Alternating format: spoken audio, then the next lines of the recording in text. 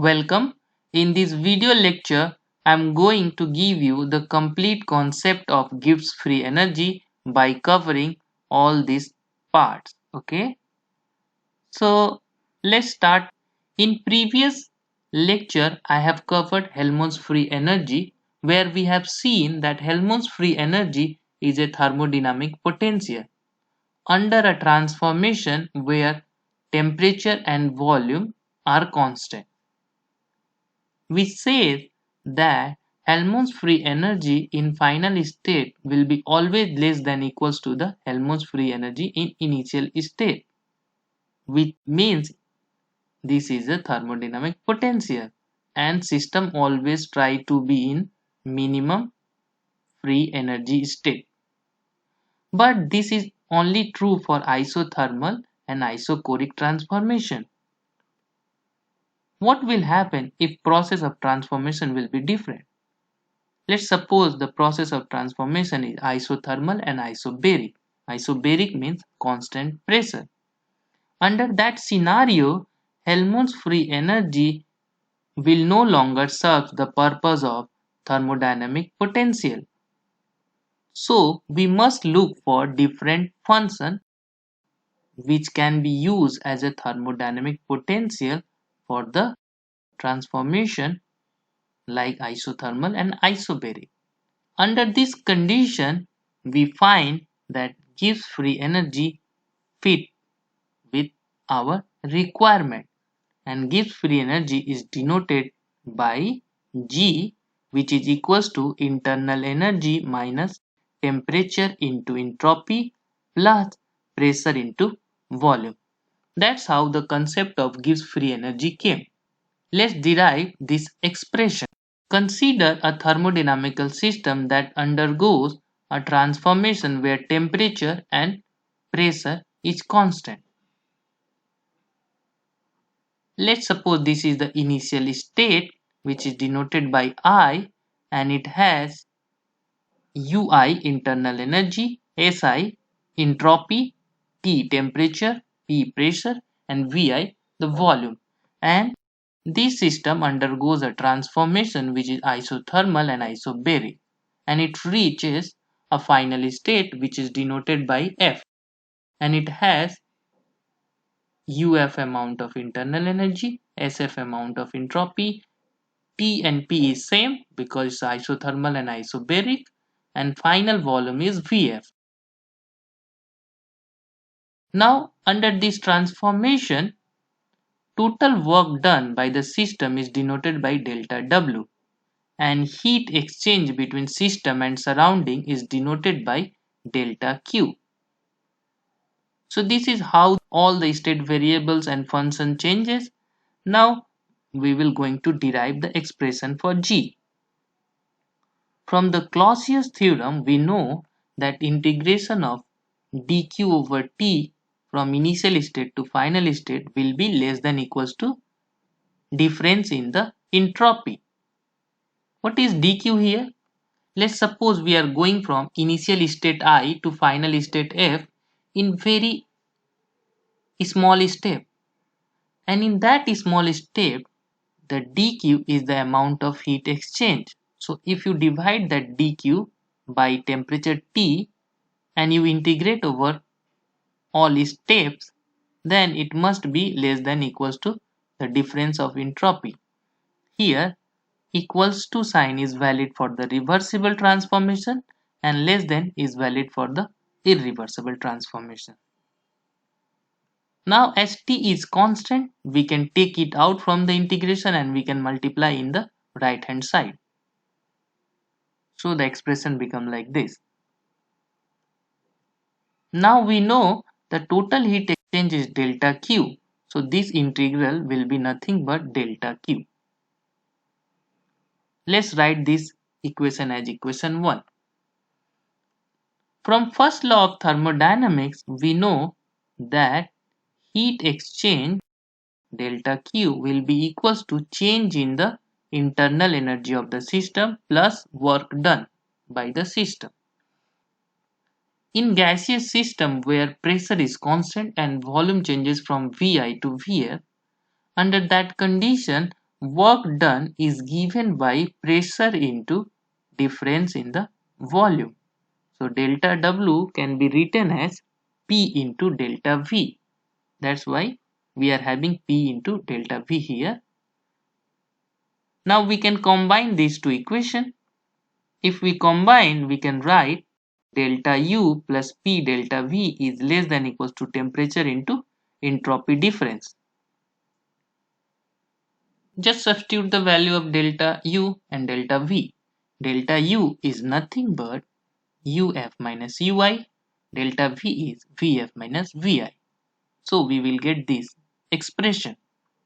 Now rearrange the parameter for the final state in one side and parameter for the initial state in the other side. So we can write like this: UF minus TSF plus PVF is less than equals to UI minus TSI plus PVI. Now introduce a new function called G, which is equals to U minus TS plus PV. This function gives free energy. If G is denoted by this, then G in initial state can be written as this, and G in the final state can be written like this. T and P are constant, are same in both state, initial and final. That's why we are using T and P for the both cases. If we substitute this into this expression, what we will get, GF is less than equals to GI, means the gives free energy in final state is always less than equals to gives free energy in the initial state for the transformation where temperature and pressure are constant. This can be written as this also, where GF minus GI is delta G, so delta G is less than equals to 0. Now in classical mechanics, we know the system is always want to be in a state where potential energy is minimum. So a system always moving towards a lower potential energy, which means final state potential energy is always less than initial state potential energy. Similar expression we found in thermodynamical system which undergoes isothermal and isobaric transformation. Final state gives free energy is less than initial state gives free energy. So from the analogy of classical mechanics, this gives free energy will serve as a potential, which says that a final state gives free energy never exceed that in the initial state, and system always to be in minimum gives free energy, which again means minimum gives free energy is stable state. Thus we can write gives free energy as a thermodynamical potential for isothermal and isobaric transformation. Now we know that what is gives free energy. We have established its formula. We justified that it is a thermodynamic potential. Now try to find some important relation using Gibbs free energy. So Gibbs free energy is given by U minus Ts plus Pv. Now in general, suppose any transformation happen and that transformation will be a very infinitely small. Then we can differentiate it and find the change in G. So before going to that, let's see U, T, S, P and V all are state variables, which means G must be a state variable.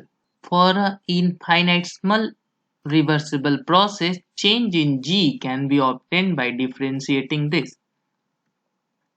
So this expression become, after differentiating, dg equals to du minus tds minus sdt plus vdp plus pdv.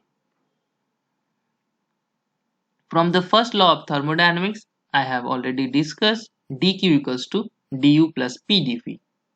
And from the second law of thermodynamics, we know that tds equals to dq.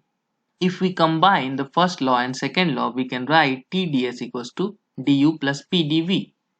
Now use this expression and substitute this in the expression for dg. So we obtain dg equals to minus s dt plus v dp. Let's say this is equation 1. Now what we see from this expression that change in G is depend upon change in temperature and change in pressure. So G is a dependent variable and temperature and pressure independent variable. So we can simply write G as a function of temperature and pressure. So as G can be written as the function of temperature and pressure, we can also derive the change in G using this relation. So from this relation, change in G, which is dG, is equals to rate of change in Gibbs free energy with respect to temperature at constant pressure multiplied by dt plus rate of change of Gibbs free energy with respect to pressure at constant temperature into dP. Now we have two expressions for same quantity dg, that is change in Gibbs free energy. So we can equate these two equations, and by comparing it we find out S entropy is equals to negative rate of change of Gibbs free energy with respect to temperature at constant pressure.